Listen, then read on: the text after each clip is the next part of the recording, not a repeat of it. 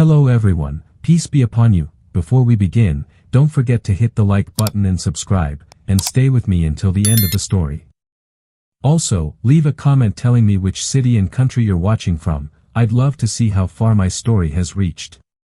For those of you who have already subscribed, I sincerely wish you good health, ease in all your affairs, abundant blessings, and may all your hopes and dreams come true. Amen. Now, let's begin the story. The morning fog hugged the shoreline as Little Creek woke up slow and steady. Rachel moved through the compound like someone who belonged to the tide, quiet, deliberate, never rushed. She wasn't loud, didn't try to stand out, but there was a rhythm to her steps that made people notice anyway. Recruits were everywhere, running laps, stacking gear, trading the same shallow jokes that pass for bonding. The barracks smelled of coffee and metal, of detergent and damp uniforms. In that smell, Rachel felt oddly at home. She kept to herself, unpacked with the same exacting order, bootlaces tucked the same way she'd learned in a dozen places before. People glanced, some curious, some dismissive. The ones who laughed the loudest were usually the least steady on their feet. Derek talked the loudest. Miguel laughed the easiest. Jordan looked for a fight in every edge of a room. Caleb kept his face hard, like a mask, and Evan watched a little too much from the edges, still figuring out how to fit in. They clustered together like an island of noise. Rachel watched them with the same calm people find unsettling. She didn't have to prove anything. She let the obstacle course and the range and the drills speak for her. The instructors took notes. The recruits took breaths and hoped their stories were bigger than their fears. Breakfast was a low contest of bluffs and teases. Derek tried to throw a line at Rachel, the kind meant to unsettle. Miguel snickered. Jordan nudged a bowl in a show of bravado.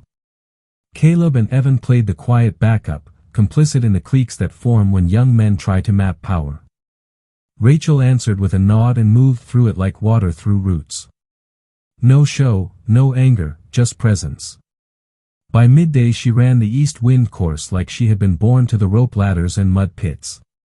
Her hands found holds with a muscle memory that made the others blink twice, then look away. The five watched, irritation flickering to envy and then to plans. Little acts add up in a place like this: a joke slipped into a bunk, a smear of food on a sleeve, a deliberate bump in a corridor. It takes time for a pattern to reveal itself, and time is what they had. They believed they were testing her. What they didn't know was that they were being catalogued. That evening, the Tidal Point mess hall hummed low. Rachel picked a table at the edge, tray placed with care, napkin folded. The five men drifted in a loose circle across the room, voices low but sharp. The drone of the mess felt like any other night until their intent tightened the air. They saw her as a problem to solve, something to correct with a quick lesson in humiliation. They couldn't see what she already knew: how to read a room, how to map intent, and how to wait. The compound holds stories like shells hold the sea. For now the shell was quiet. For now, she let them make their own noise. She'd learned that when people underestimate you, the moment to answer isn't always immediate. Sometimes the lesson is patient, controlled, and inevitable. Tonight, something small would tilt. It was the sort of tilt that starts slow, a slip of a laugh, a too long look, a plan hatched in foolish confidence. Everything that follows begins with those small motions, and Rachel listened to them all with steady breath. She let their words roll over her like distant wind and kept moving through the day as if nothing was wrong, but she had already filed every small thing away: the way Derek's laugh clipped too quick, Miguel's elbow nudging a tray just a little too hard, Jordan's eyes searching for a reaction. Small escalations that, when stacked, made a plan obvious. By late afternoon, the pattern had teeth. Training felt heavier that day. Instructors pushed the group harder, sensing the tension under the surface even if they couldn't name it. Rachel kept her head down through rope climbs and timed sprints, the kind of focus that looks unremarkable until you realize it's steady enough to outlast panic. Derek tried to goad her during a drill, throwing a careless elbow as the line formed. Miguel laughed to make it seem accidental. Jordan shoved past with a shove meant to be noticed. Caleb watched like someone waiting for permission to join in. Evan hovered at the edge. They wanted an audience. They wanted validation that their dominance still held. Rachel didn't give them that. She moved through the course with calm efficiency, but she didn't humiliate them in return. She corrected technique for those who asked, helped tighten boots for those who stumbled, and in small ways she made sure the instructors saw competence rather than chaos. That anonymity annoyed them more than anything. When your bait is ignored, you double down.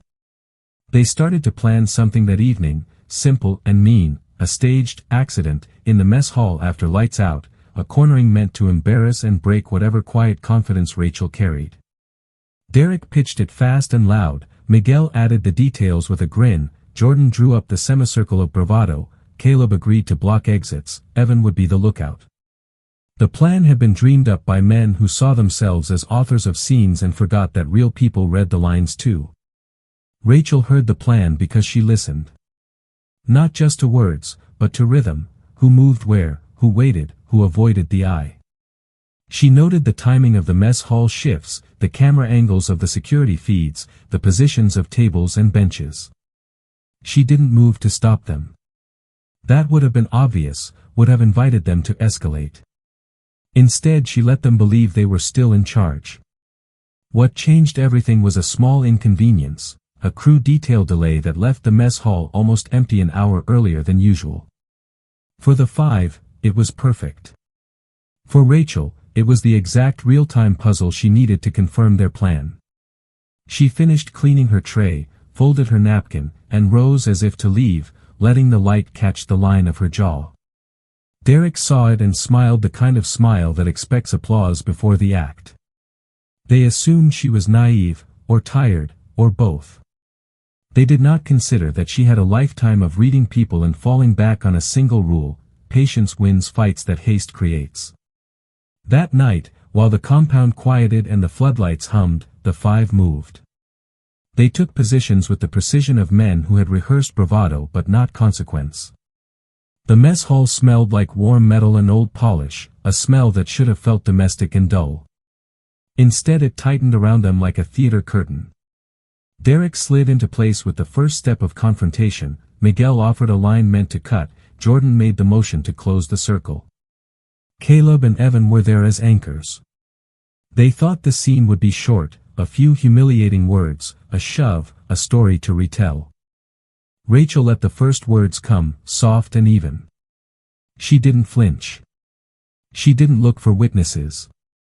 She asked one question and it landed heavier than any shove: "Are we done?"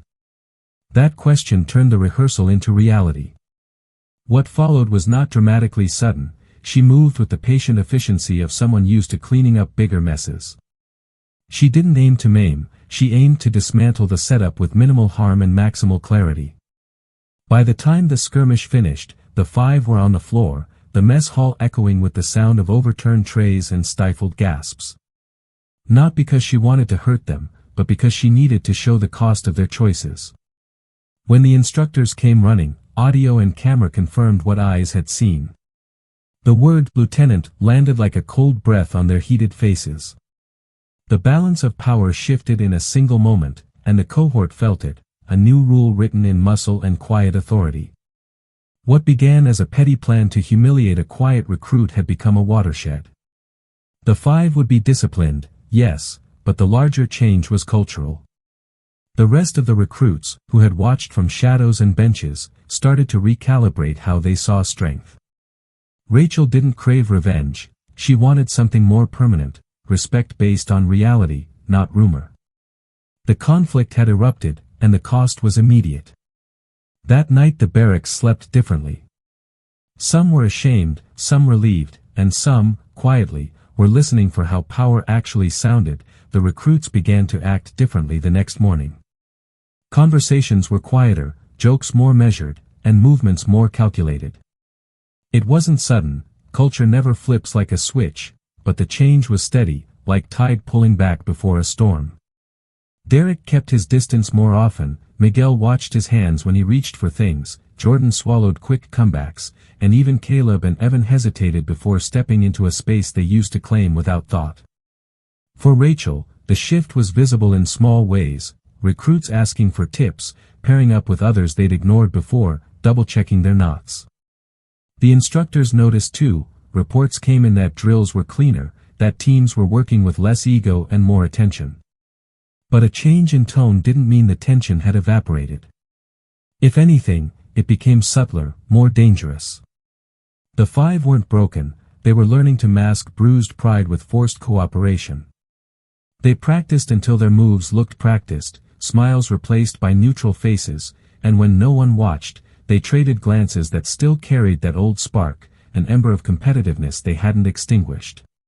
For them, the lesson hadn't fully landed, the memory of being bested hummed under their skin like an irritation that needed scratching.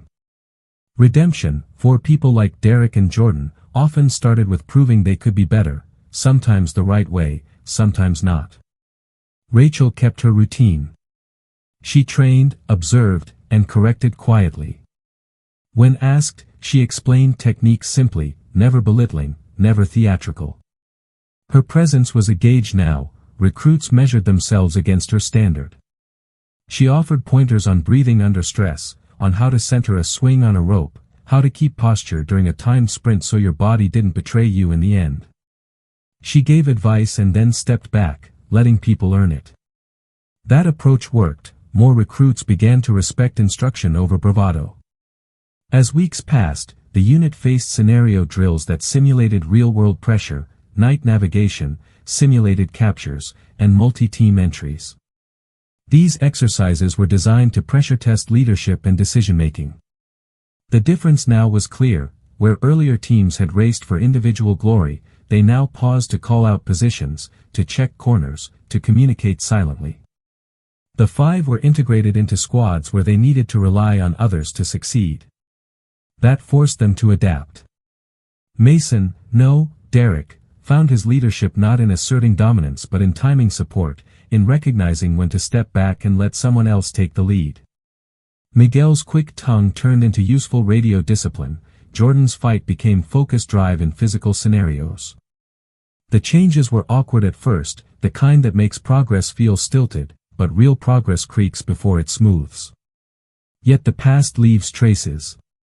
One afternoon during a high-intensity team exercise at East Wind, a split-second misread sent adrenaline and old ego into collision. A miscommunicated call from a junior recruit had the five leap to cover, instincts wired for dominance instead of cooperation. For a moment the old patterns nearly returned, shoulders squared, voices rising, hands reaching for control. Rachel watched from the perimeter, her face unreadable. She didn't step in immediately. She let the consequence of that misread play out so the lesson would be owned, not given. The error cost them a timed objective. Instructors flagged the mistake, and the debrief was raw. No harsh punishment. This wasn't about humiliation anymore, but accountability. They replayed decisions, mapped where the breakdown occurred, and forced each man to own his role. That ownership changed the tenor of correction. The five apologized, not because they were told to, but because they felt the weight of letting a teammate down. It was a small, painful step toward maturity. Outside of drills, the barracks carried new rituals. The five volunteered for extra maintenance shifts, stayed after lights out to run additional laps to rebuild trust, and began informal sessions teaching what they'd learned. The cohort learned from mistakes as much as from victories. Stories circulated not to shame but to instruct. New recruits arrived hearing the legend of the mess hall, but it no longer served simply as a rebuke of arrogance. It was now a cautionary tale about leadership and the slow path to earning respect. Meanwhile Rachel kept moving through the base with the same quiet discipline. She noticed the smallest corrections and the subtle growth. She still watched Derek and the others closely, always cataloging, always ready, but what she wanted most now wasn't to shame or to assert supremacy. She wanted a team that could handle the chaos of real operations with discipline and trust. If the five could transform their bruised pride into steady conduct, the whole unit would be stronger for it. The push and pull continued, but the drift was toward competence. The next tests weren't about proving who was toughest, they would be about proving who could hold steady when everything unraveled. That's exactly what happened 2 weeks later, when the base got a call about a training boat overdue on a tidal run off the coast. The alert came in like a snapped wire, sudden, precise, and impossible to ignore. Instructors moved fast, radios chattering, boots on concrete. The scenario was supposed to be a controlled exercise, but the delays and fog on the water turned it into something that felt dangerously real. For the cohort, this was the moment all the practice had been pointing toward: navigation under pressure, quick decisions, and team cohesion while the clock ate through every second. Rachel was assigned to observe the command element, not to lead it. That assignment was by design. She was there to watch how leadership emerged when the plan broke. The 5 men, Derek, Miguel, Jordan, Caleb, and Evan, were put into one response squad together, a deliberate move by the instructors who wanted to see if the humiliation lesson had stuck. They loaded gear, faces set, radios checked. The ride out on the RHIB felt like a pressurizing chamber, spray in the air, motor noise, the sense of movement that makes every thought rush and blur. The fog rolled thick, and the GPS showed pockets of ambiguity. Visibility was down to a few boat lengths. Halfway to the search zone, the mission changed. Another unit reported debris and a larger-than-expected swath of current outside the charts. The instructors called it, this was no longer a drill in predictable boxes, this was a variable crisis. Orders came down to split the teams, secure a perimeter, and move in using knives of timing and patience. Derek took point, voice tight but steady. Miguel handled comms, feeding beacon pings into the scope. Jordan and Caleb read currents and set markers.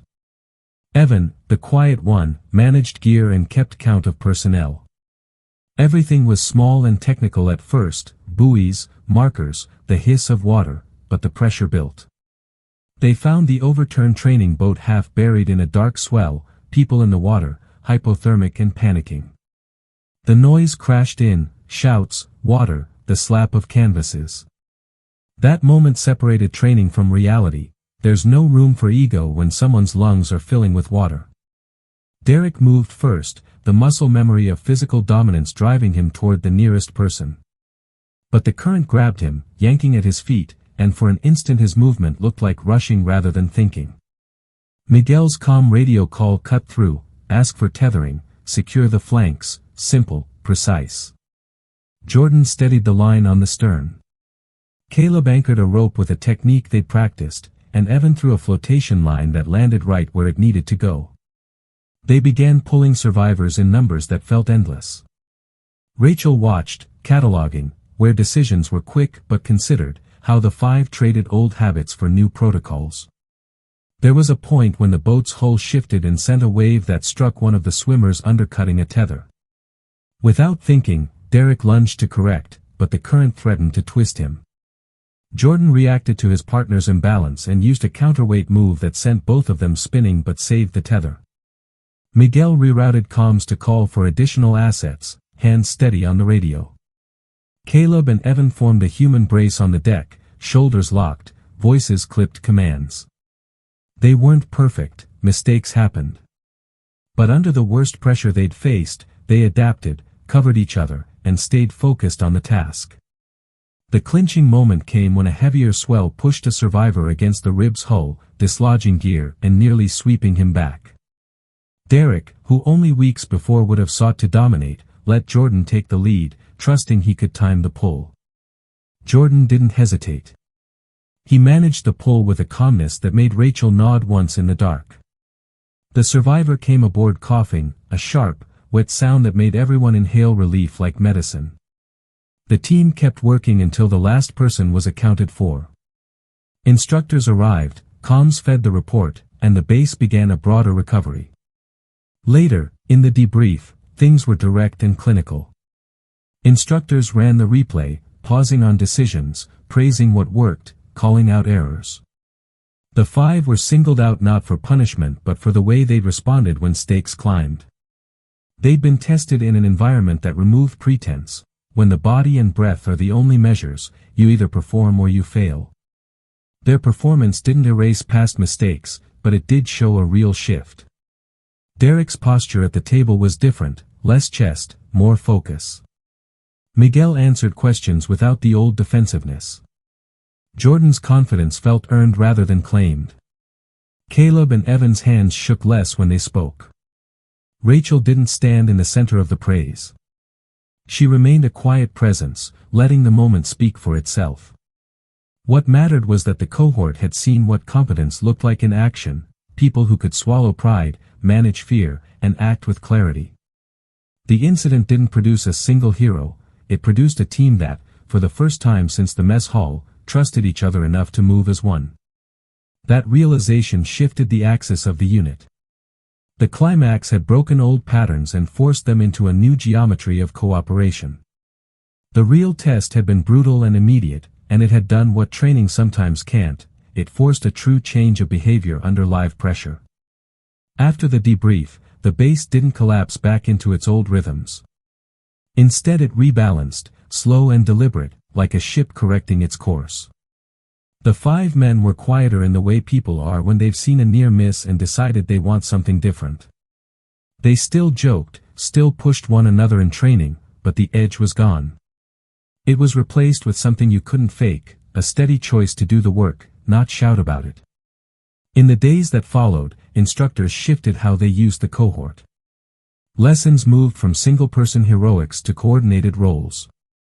Teams rotated tasks so everyone practiced being leader and follower. The 5 were given responsibilities that forced them to own outcomes, radio sweeps, gear checks, rope teams.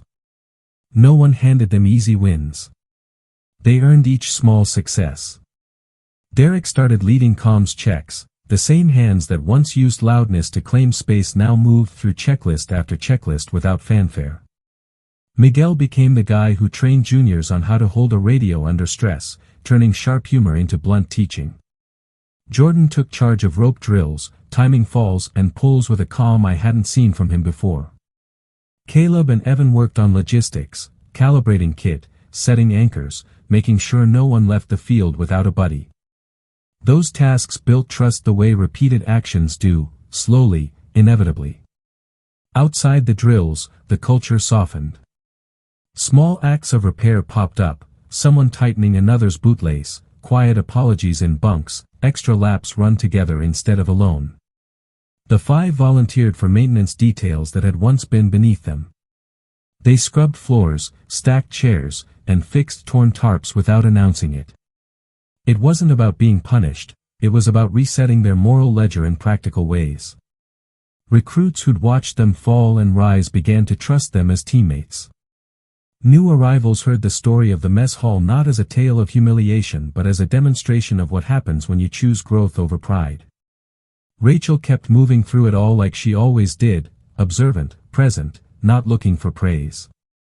A few recruits came to sit with her on the barrack steps, asking her to show them a technique or explain why she'd moved the way she did that night. She answered plainly. She showed breathing drills, the rhythm of movement when you're tired, how to make small corrections that matter under pressure. Her lessons were practical, immediate, and she let students practice until their hands memorized the motion.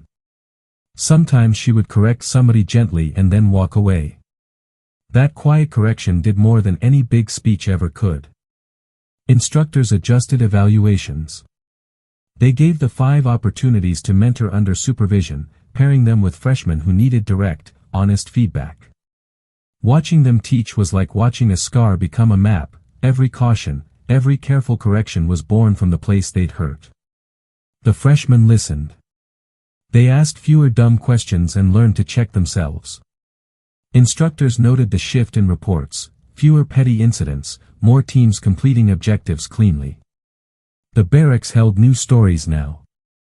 Not stories of dominance, but of recovery and what it costs to rebuild trust. Some nights the 5 would stay late, talking quietly about mistakes and the work they still needed to do. They admitted things to each other they'd never say before, fears, regrets, the pressure of proving themselves. That kind of honesty was the hardest training of all, and it changed them in ways that drills could not. Rachel watched all of it without claiming ownership. She'd set a standard, but she never took credit. The change stuck because people decided to make it stick, not because someone forced them. By the time the next cycle of recruits arrived, the legend of the mess hall had shifted again. It was still retold, but now it was a lesson in accountability and the slow, stubborn work of becoming better. The resolution didn't feel neat or finished, it felt lived. The cohort had moved from a group of individuals jockeying for status to a unit learning how to hold each other up. That was the truest outcome Rachel had hoped for. Months later the base felt quieter in a way that meant people had learned to listen before they spoke. New cycles came and went, and the story of the mess hall kept showing up in briefings and in the quiet conversations between shifts, but it no longer stung with shame. It carried weight instead, a reminder of what happens when someone's pride meets someone else's skill and the cost of that clash. The five had moved from being a cautionary tale to being part of the lesson itself, and that shift changed the texture of daily life at Little Creek. Graduation day came with its usual mix of nerves and careful smiles. Families were allowed in certain areas, and for the first time in months, the barracks smelled like coffee, sunscreen, and clean uniforms set out for proud pictures. Derek watched his folks from a distance, hands tucked to his sides, no need to shout. Miguel hugged a sister who cried quietly on the bleachers. Jordan stood straighter than he had when he first arrived, but there was a humility in that posture that hadn't been there before. Caleb and Evan moved through the crowd offering instructions and steadying new kids whose faces betrayed how green they still were.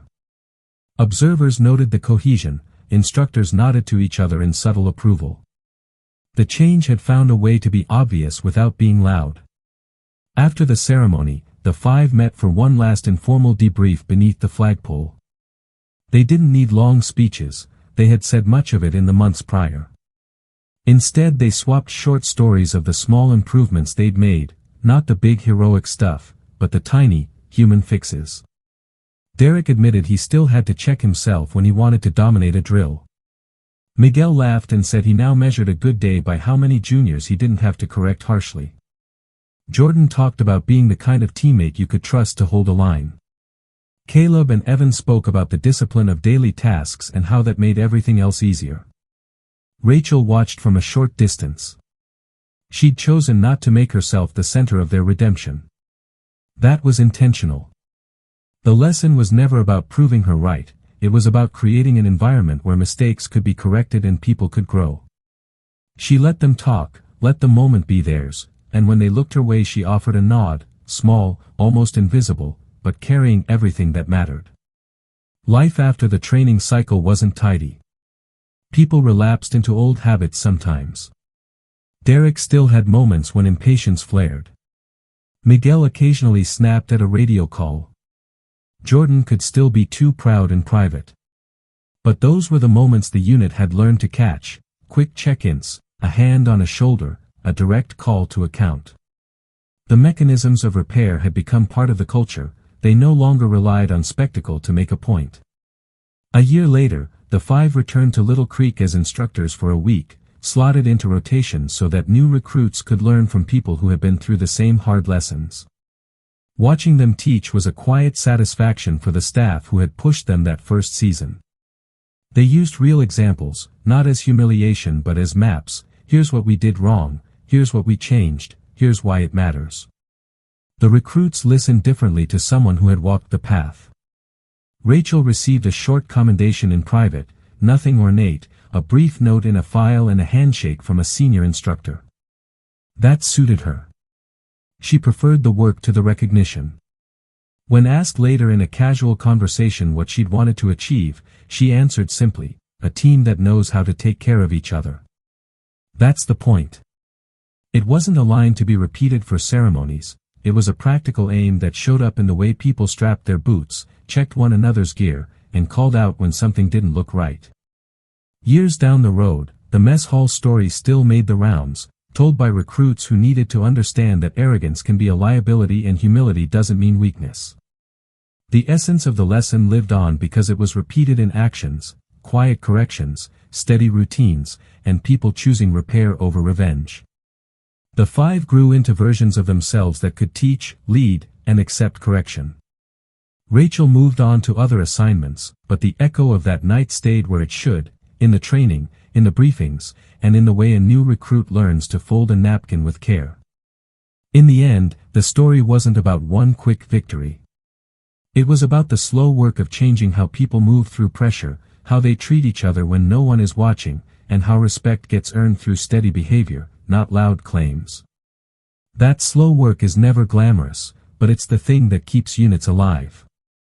It's the lesson that outlasts a single season, and it's the kind of change that lasts because people choose it every day.